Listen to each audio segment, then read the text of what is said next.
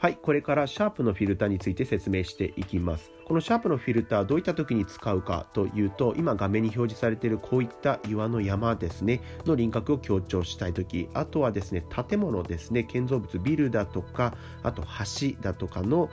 輪郭を強調したい時、そしてあとは動物だとかの毛並みをですね、鋭く見せるといった、カリッとしたような感じにしたい時にですね、こちらのフィルターを使います。実際にどういった機能があるのかですね、今回用意したこちらの、画像を使って説明していきます。まずフィルターを、加えるから、フィクスターの中のシャープを選択します。そうすると、こちらですね、パネルにですねシャープの編集画のパネルが表示されます。上からですね順々に見ていきますと、まず量ですね、そしてその下半径、そしてその下マスキング、そしてその下ハロー、除去というね、こういった4つの項目から成り立っています。まずですね、このフィルターを選択すると、この半径はもうデフォルトで50ですね、マスキングは35、ハロー除去は50というふうにもう自動的になっています。今回は分かりやすくするために全てをですねゼロにしてそれぞれの効果を見ていきましょう。まずこちらの画像ですね、シャープの効果をかけたいので、量からですね基本的には増やしていきます。分かりやすくするために100まで上げてみます。今効果かかってるんですけども、分かりましたかね。今これかけていない状態、そして今これが100にした状態ですけれども、パッと見このような感じではどこにどうかかったのかっていうのは分からない、状態になってます。我々がですねこういった写真を SNS だとか、Facebook だとか Instagram で、見る、場合ですね、こういったシャープの効果っていうのはね、いまいちやっぱり分かりません。で、こういったものはですね、このようにですねズームしてですね見るというのがね基本になります。100ぐらいまでね 100% ぐらいまでズームするとかなり効果が分かってきます。実際に今効果ねかかっている状態ですが、かけていない状態にちょっと戻してみましょう。こちらの目のマークで効果かかる前にね戻すことができるので、こちら今かかっていない状態、ちょっとぼんやりとしたエッジですけれども、効果をかけるとこのような形でですねかなりはっきりして輪郭が表示されてきます。こんな感じで量を変えると単純にこういった輪郭ですね、インチの部分にシャープネスが加わるというようなね形になります。そしてその下半径ですが、この半径は今このようにですねシャープ加えたんですけども、こういったフィルターが検出したエッジからですね、このようなエッジからどのぐらいの範囲までこのシャープの効果をかけるのかというのを決めるものになります。なのでこの半径を上げていくと、このエッジからですね効果がかかる範囲が広がっていくというような感じになります。なのでこれを上げてみるとどのような感じになるかというと、今これで50まで上げてみます。こんな感じですね。50まで上げるとこのぐらいで、いまいち変化っていうのはねちょっと分かりにくいですが、これをざっと100まで上げてみましょう。するとですねこんな形でかなり広い範囲にこのシャープの効果が加わっているのが分かりますが、ここで一つ二つ問題があるのが、まず一つ目はこのように画像がかなり荒れてしまうということ。そして空ですね、この空の部分に関してはノイズのようなものがですね乗ってきてしまってザラザラとした感じになってしまいます。なのでこの半径は実は言うと、この範囲ですね、このシャープがかかる範囲を決めることができるんですが、かけすぎるとかなりザラッとした、画像になって、イメージがねすごい悪くなります。これをねズームアウトしてみると全然効果ってわからないんですけれども、むしろですねこれを100にした時の方がキリッとしてかっこいいようにパッと見見えてしまうんですが、やはりね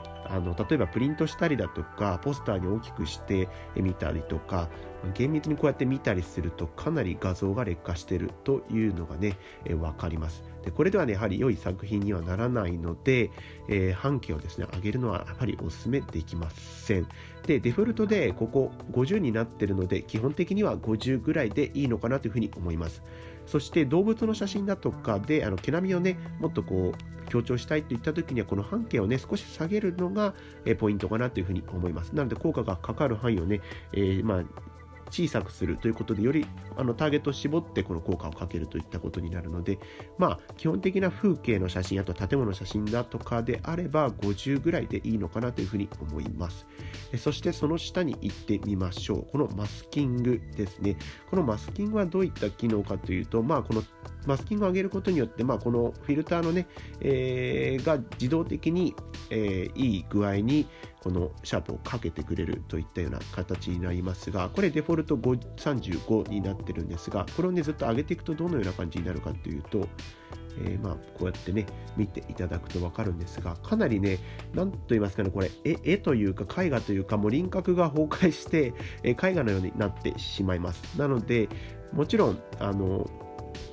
やっぱりこれも適度にかけるということが大事で、基本的にはこのデフォルトの35ぐらいでいいのかなというふうに思います。これ以上ね上げていくと輪郭が失われて、何のためにシャープをかけたのかっていうのが分からなくなってしまうので、だいたいデフォルトか少し下げる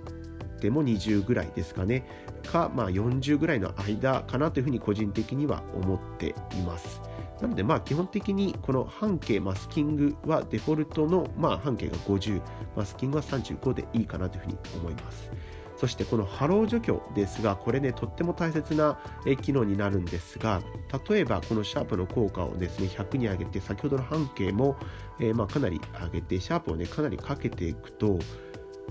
ここで見ていただくと分かるんですが、もっと寄ってみますね。もっと寄ってもらうと、このような感じで、ちょっと今ね見ると分かるんです。このエッジのラインに沿ってですね、この空の外側に向けて白い線のようなものがね、表示されてるんです。これがですね実はハローといって、ちょっとこうノイズのようなものなんですね。線に沿って出るノイズのようなものなんですが、フリンジとも言うんですが、こういったものはですね実際に、ズームしてみないと分かりません。でこうやって見るとねかなりなんていうか不自然な、光景というか、像になります。で引いてみるとね意外と分からないんですが、実際にもっとね実際に見ると結構キリッとしてかっこいいように逆に見えてしまうので、普通にこのままの画像で、SNS とかに出す分には全く問題はないとは思うんですが、やっぱりですねこうやって、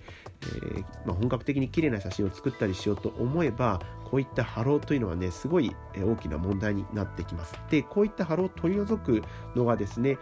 このフィルターの一番下のハロー除去というものになります。実際にこれをですね少し、スライドを動かしてみると、このような形で、見ていただくと分かるようにハローがですね取れてすっきりとしたエッジになっているのが分かります。そしてですねちょっと注目したいのが、このハローですね、ハロー除去を結構上げていくとどのような風になるかというと、輪郭がかなりですねエッジが効いていたシャープでエッジがかなり、強調されていた部分がですね少しこう滑らかになってしまうので、やっぱりこのシャープの効果というのが薄れてしまう。このハロー除去すると同時にそのシャープの効果が薄れてしまうという問題があるので、このハロー除去はですねやっぱりかける必要はあるんですが、ポイントとするならば、ポイントはやはりですねこのハロー除去しながらもこの全体のシャープネスを保つ、